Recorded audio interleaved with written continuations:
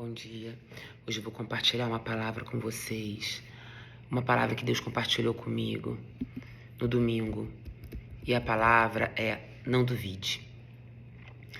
E por quê? Eu vou ler um versículo, 1 Pedro 5. Resistam-lhe, permanecendo firmes na fé, sabendo que todos os irmãos de todo mundo estão passando pelos mesmos sofrimentos. Então, como Deus falou essa palavra para mim, porque eu precisava ouvir, eu creio, através desse versículo, 1 Pedro 5, que todos os irmãos do mundo estão passando pelos mesmos sofrimentos, pelas mesmas situações. Então, eu quero te dizer, a palavra de hoje é: não duvide da palavra, porque a dúvida neutraliza a fé. Então, no versículo 2 Timóteo 2 diz: procura apresentar-se a Deus aprovado, como obreiro que não tem do que se envergonhar e que maneja bem a palavra da verdade. Então, a primeira coisa para a gente ficar sem dúvida é manejar bem a palavra da verdade, é conhecer bem a palavra, porque cada circunstância que se levanta, nós temos uma palavra para combater. Porque como a gente sabe, a gente tem a armadura de Deus, e a armadura de Deus, a espada, é a palavra, a espada do Espírito. Então a espada, a gente nos defende e a gente ataca também. É importante, 2 Coríntios 13, 5. Examinai-vos a vós mesmos, e se realmente estáis em fé, e provai-vos a vós mesmos. É importante também a gente ver a nossa posição, como nós temos andado. Nós temos andado em fé? A gente tem que examinar a nós mesmos para a gente ver como anda a nossa fé, né? Porque o mal, ele quer neutralizar a nossa fé, colocando dúvidas. É a história daquela pulga atrás da orelha, né? Vem um sintoma, vem um resultado de exame, e alguém te fala alguma coisa entre linhas e fica aquela pulga atrás da orelha. E é isso, e Deus fala: não duvide. Versículos chaves de hoje. É Mateus 11, 23. Porque em verdade eu vos digo, qualquer um que disser a este monte, erga-te e lança-te no mar, e não duvidar no seu coração, mas crê que se fará o que diz, tudo o que disser será feito. Então, qualquer pessoa que disser ao problema que é o monte, sai no nome de Jesus, e não duvidar. Olha a palavra, e não duvidar. O tema hoje é: não duvide. E não duvidar em seu coração, mas crê que se fará o que diz, tudo o que disser será feito. João 20, 27. E Jesus disse a Tomé, ele disse: para de duvidar e creia. Então a palavra de hoje é: não duvide da palavra. Não duvide da palavra. Examine como está a sua fé. Maneje bem a palavra de Deus. Porque Satanás, ou o mal, porque tem muita gente que não gosta de falar esse nome, aqui está escrito, Satanás, em Efésios 6,16 diz que ele lança setas inflamadas do maligno. Ele lança setas, ele lança a pulga atrás da orelha na nossa vida para a gente ficar duvidando. Eu tenho conversado com muitas pessoas que estão passando por tantos problemas que quando eu pergunto: você crê em Deus? Eu já nem sei mais. Então o que eu falo? Satanás faz o mal e cai na conta de Deus, porque Deus é bom. Jesus, ele andava como ele fazia o que viu o Pai fazer. E Jesus curava. E Jesus fazia o bem por toda parte. Lucas 24, 38 diz: por que vocês estão perturbados e levantam tantas dúvidas no coração de vocês?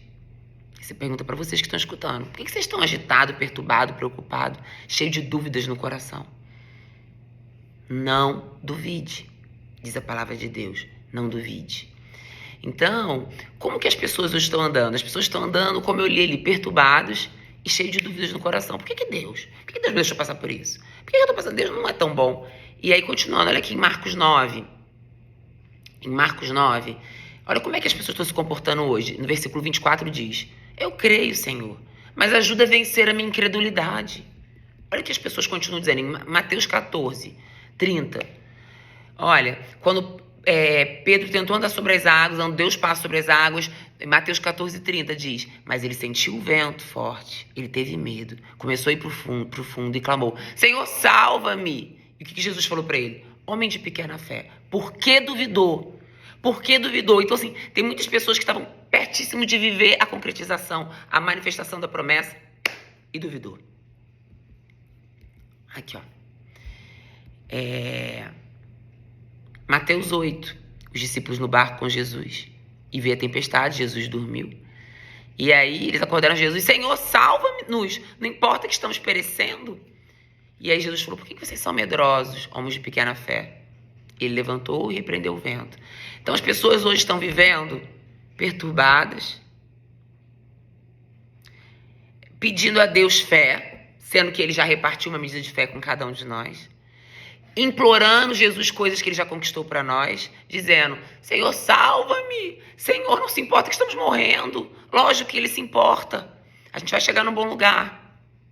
Eu gostei muito de uma palavra que eu vi numa ministração sobre quando Jesus dormiu no barco, que ele dizia, enquanto a fé dorme, que era Jesus, a incredulidade grita. O povo que estava sem fé começou a gritar.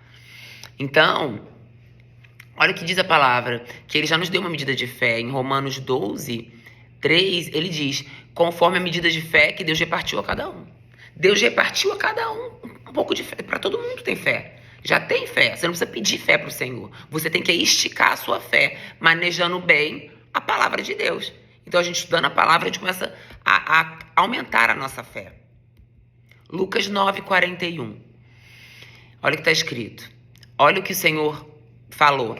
Ô geração sem fé e perversa, até quando eu vou estar convosco e sofrerei com a sua incredulidade? Deus e Jesus sofrem com a nossa incredulidade. Porque ele já nos deu todas as coisas que nós precisamos. E ele diz, ô geração sem fé e perversa. A gente acaba sendo perverso porque a gente não tem fé. E ele fala que eu sofro com a incredulidade de vocês. Por que a gente é perverso? Porque ele nos deu fé e falou, Jesus falou, eu vou pro Pai. Mas quem crê em mim, obras maiores fará. Tocará enfermos e serão curados. Pode pegar em serpente e nada lhe fará dano. Só que a gente é uma geração perversa porque era pra gente estar curando, abençoando, levantando pessoas, ressuscitando. E nós estamos lá, Senhor, ajuda-me. E ele já nos deu tudo que nós precisamos. Ele já nos deu a fé, ele já nos deixou a palavra. Quando ele partiu, ele falou, tá tudo. Quando ele partiu, ele falou, tá tudo consumado. Tá tudo pronto. Agora chegou a nossa vez. Diz em Marcos 11, 23 assim, não duvidar no seu coração. Não duvide. Não duvide. Tiago disse em Tiago 4, 7, submetam-se a Deus, resistam ao diabo e ele vai fugir de você. É sobre resistência. A gente vai resistir ao medo. E aí Tiago fala, resista ao diabo e ele fugirá de vós. Paulo disse em Efésios 6, 23, tome a armadura de Deus para que você resista ao dia mal e depois de você vencer tudo, permanecer inabalável. Então é uma promessa, resista que você vai vencer tudo e vai permanecer inabalável. E resista à dúvida mais uma vez. Pedro disse em 1 Pedro 5,9, resista-lhe firme na fé, porque as mesmas aflições estão se cumprindo em todos os vossos irmãos do mundo. Então a palavra de hoje é, não duvide. Resista à dúvida, resista às setas que Satanás tem lançado na sua mente, aquela conta que não fecha, aquele boleto que chegou, aquele papel que chegou da justiça, tá fechando o mês e o dinheiro não tá dando para pagar todas as contas, e aquele laudo que você levantou, aquela dor que tá te incomodando. Desculpa, eu tô em casa, é assim. Resista. Silêncio, Bela. A palavra de Deus está escrito que ele já nos deu tudo o que precisamos. Em 2 Pedro 1,3. O poder de Deus já nos tem dado tudo o que precisamos para viver uma vida que agrada, por meio do conhecimento que temos naquele que nos chamou, para tomar parte da sua própria glória e bondade. Desse modo, ele nos tem dado seus maravilhosos e preciosos dons que prometeu. Então, olha aqui, ó, o poder de Deus já nos deu tudo o que precisamos para viver uma vida que agrada a ele. Ele já nos deu tudo. E tem também Efésios 1, 19, diz que a sobreexcelente grandeza do seu poder sobre nós que cremos. Então não há um poder, há uma sobreexcelente grandeza do seu poder sobre nós que cremos. Romanos 8, 11 diz que o Espírito que ressuscitou Jesus dos mortos habita em nós, habita em vocês.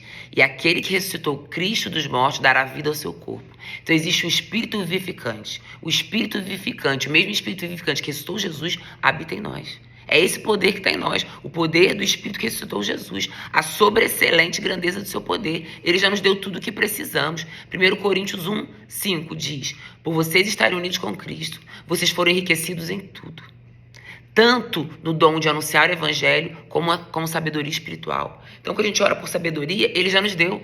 Ele já nos deu o dom de anunciar o evangelho e a sabedoria espiritual. Ele já tem sobre nós o mesmo Espírito que ressuscitou Jesus está dentro de nós. A sobreexcelente grandeza do seu poder está em nós. Ele já nos deu tudo o que precisamos. 1 Coríntios 1 diz que Cristo promete que ele vai nos conservar firmes até o fim. Romanos 8, 37 e 39 diz que em todas as coisas somos mais que vencedores. Só que aí você fica falando, mas e a pressão? Senhor, salva-me, ajude-me a vencer minha incredulidade, igual os discípulos eles estavam vivendo. Mas o agora depende de você, porque olha que Deus fala: hoje eu coloco diante de você vida e morte, bênção e maldição. Escolha a vida para que viva e seus descendentes vivam. Hoje a gente tem um livre-arbítrio. Nós escolhemos, diz Gálatas 5,13, porque vós, irmãos, foste chamados para a liberdade. Não useis essa liberdade para dar ocasião à carne. Servis uns aos outros em amor. Servi-vos uns aos outros em amor. Então, hoje a gente tem um livre-arbítrio de escolha. E a nossa escolha tem que ser em manusear bem a palavra, em conhecer bem a palavra, em colocar em primeiro lugar o reino de Deus, e todas as coisas nos serão acrescentadas. Porque Deus é perfeito e ele fez tudo perfeito. Só que o mundo jaz no maligno. E nós não somos cidadãos do mundo, nós somos cidadãos celestiais. E nós somos embaixadores de Cristo. E a nossa função é trazer o céu para a terra, é trazer o quadro que Deus pintou para a terra, é fazer a manifestação do céu na terra. Olha aqui, ó, continuando para ver a nossa liberdade. Ó. Então, Elias chegou ao povo e disse, em 1 Reis 18, 21, até quando vocês vão cochear, vocês vão ficar duvidar entre dois pensamentos? Se o Senhor é Deus, segue ele. Se o Baal é Deus, segue ele. Então, não fique em dúvida. A palavra dúvida você está olhando para dois caminhos e você não sabe o que fazer. Dúvida, cochear entre dois pensamentos. Deus fala, quem ficar dividido entre dois pensamentos, eu estou a ponto de vomitar. Deus, ele quer que a gente esteja firmado na palavra, manuseando bem a palavra. Ele não quer mais a gente daquela forma que entristece ele, sem fé, clamando, Senhor, salva-me. Não, agora é você. Se apega na palavra, declara a palavra, crê na palavra. Olha aqui, ó, como trabalhar a sua fé. A gente vai pegar Josué 1:8. Não deixe de falar a palavra desse livro. Medita nela dia e de noite. Para que você fielmente cumpra tudo que está escrito. Então é você falar, é você meditar de noite e é você praticar. E aí os seus caminhos prosperarão e você será bem sucedido. E continua, ó, em Josué 1:9. Eu te ordenei, como eu falei na palavra do mês passado, ser forte e corajoso. Então ser forte e corajoso não é uma opção, é uma ordem do Senhor. E ele fala,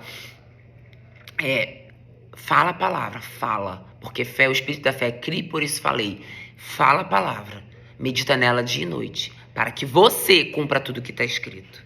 E aí diz aqui, ó, em Timóteo, 2 Timóteo 2:1, Paulo dizendo para Timóteo, tu, pois, meu filho, fortifica-se na graça que há em Cristo. Então não é assim, como eu já expliquei.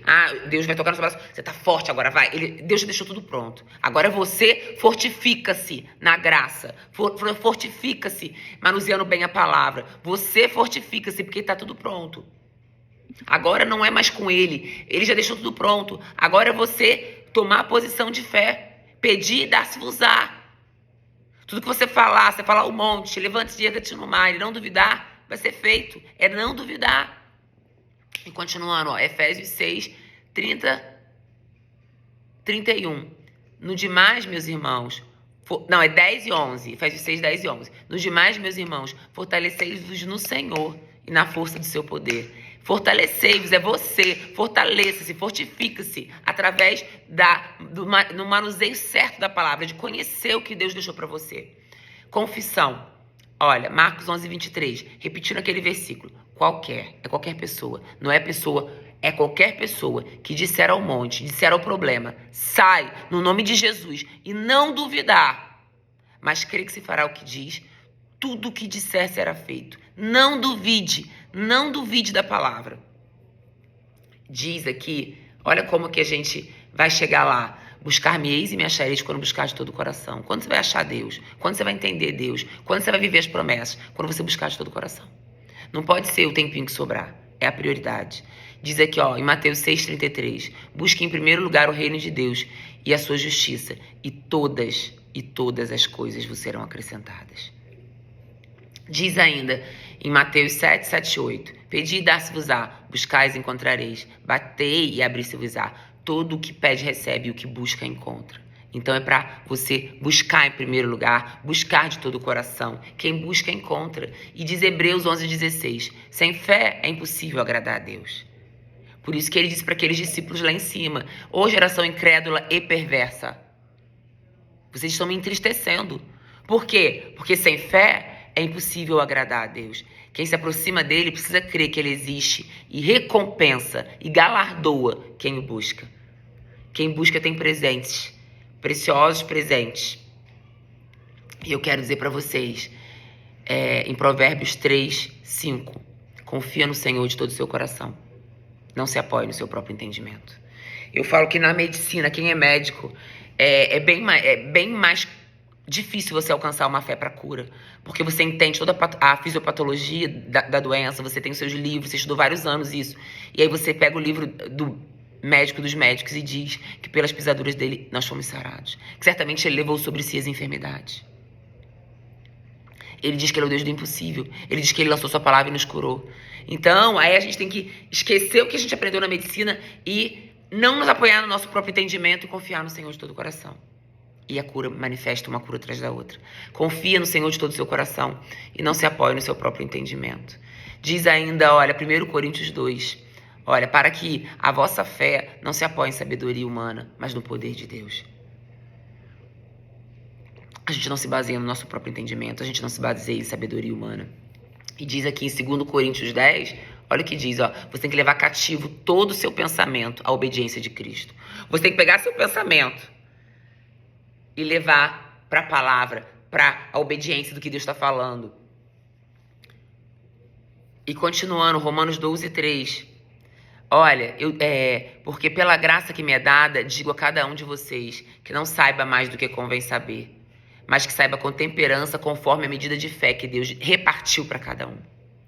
Então, não queira saber mais, convém saber, não queira saber de tudo. Deus sabe de todas as coisas, confia nele, se baseia na palavra.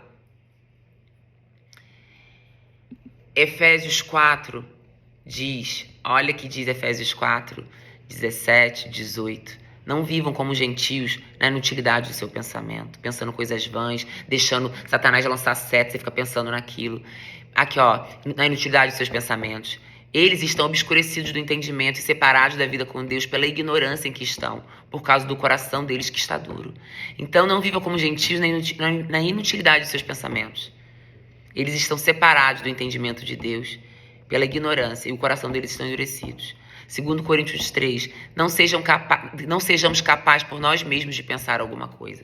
Então a gente tem que parar de querer confabular, mirabolar, porque estão pensando isso da gente, porque o laudo veio, como vai ser? E declara a palavra. E se apega na palavra. E a palavra não falha. Se você perseverar, você vai viver a promessa. Em Judas, já estou no fim já. Em Judas 1, está dizendo, 21, continue vivendo no amor de Deus, enquanto esperam pacientemente que a misericórdia do nosso Senhor Jesus Cristo lhe dê a vida eterna. Tenham compaixão dos que duvidam. É isso. Em Judas 1, 21 é essa frase. Tenham compaixão dos que duvidam. O que é compaixão? Compaixão não é pena. Pena é falar, coitadinho. Não, compaixão é você sentir a dor do outro e fazer algo pelo outro. Então é isso, a gente tem que ter compaixão daqueles que têm dúvida. E orar por eles. E às vezes eu falo com o Senhor, Senhor, eu vou orar para essa pessoa, ela não tem fé, ela não crê. Mas que a minha fé seja forte para nós duas, para eu tenha fé por ela. Mas eu declaro a cura. Mas eu declaro, tenha compaixão, faça algo pelos que duvidam. E eu peguei esse versículo do pastor Janduí, essa frase que o pastor Janduí falou. A fé é um código de sobrevivência do final dos tempos. Sem fé, ninguém vai sobreviver. Sem fé não dá. Mas com fé, a gente vai ter vida em abundância. Mesmo no meio da crise e no meio das doenças, no meio da confusão. Tiago 1, 6, 7. Peça, porém, com fé, sem duvidar, porque aquele que duvida é semelhante à onda do mar, levada e agitada pelo vento. Não pense tal pessoa que vai receber qualquer coisa do Senhor. Olha o que ele falou. Peça com fé, sem duvidar. Porque sem fé é impossível agradar a Deus. Porque sem fé, Jesus chamou os discípulos, quando eles não tiveram fé, de geração incrédula e perversa. Então, quem fica duvidando, cocheando entre dois pensamentos, não pense tal pessoa que vai receber alguma coisa que pediu. Nós cremos e nós não retrocedemos, independente do tempo, porque a promessa tem um tempo. A gente pode orar e acontecer imediato, mas pode demorar 1 ano, 5 anos, 20 anos. É não retroceder. É não, eu orei 1 ano, não aconteceu. É porque não vai acontecer mesmo, não. Aí você retrocedeu e não pense tal pessoa que vai receber alguma coisa do Senhor. Então a palavra de Deus hoje é não duvide. O que o Senhor falou vai acontecer. Hebreus 10, 38 e 39 diz: meu justo viverá por fé, e se ele retroceder, eu não me agrado dele. Nós, porém, não somos dos que retrocedem e são destruídos, mas nós somos os que creem e são salvos. Então, o que eu quero dizer? O diabo, ele neutraliza a nossa fé colocando dúvidas. Mas nós não retrocedemos. Nós cremos na cura divina. Porque Jesus levou na cruz as doenças, as maldições.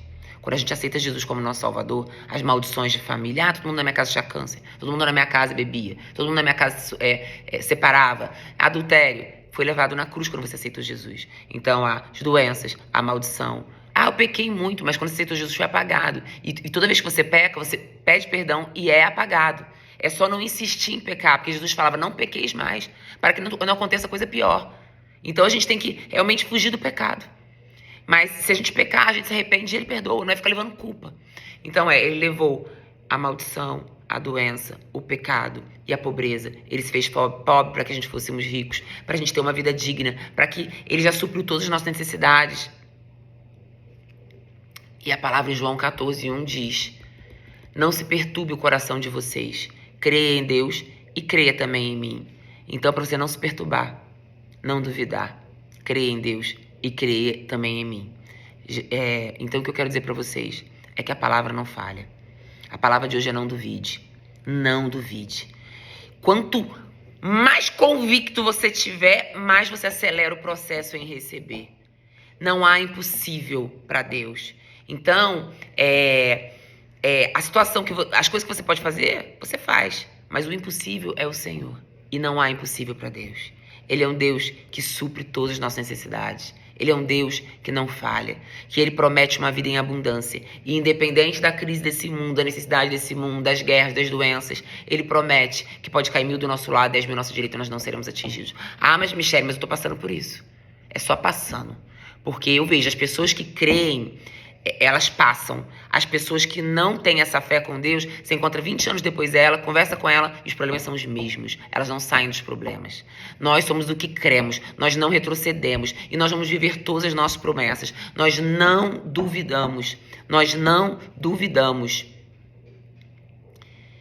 E eu vou fazer uma oração para a gente finalizar. Então, o que a gente tem que só colocar no coração é que, como eu falei, muitas pessoas eu converso e falo, já nem sei se eu creio em Deus mais. Deus é bom. O diabo veio para matar, roubar e destruir.